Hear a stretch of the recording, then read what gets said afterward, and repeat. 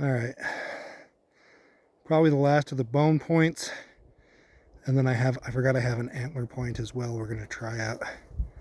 So we're going to give this one a shot.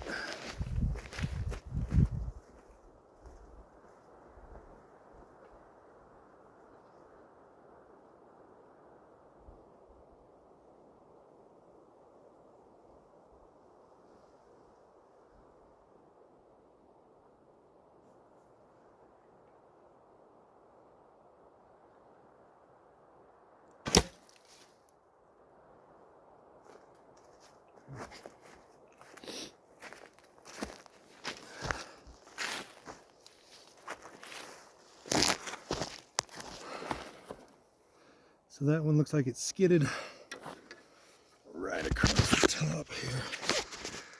You can see the pieces of mail had bent one of the rings, so it did get a little purchase. But yeah, that tip is gone. Interesting. Again, not breaking the shafts, which is pretty cool. All right, we're going to move on. I think we're going to try the antler point next.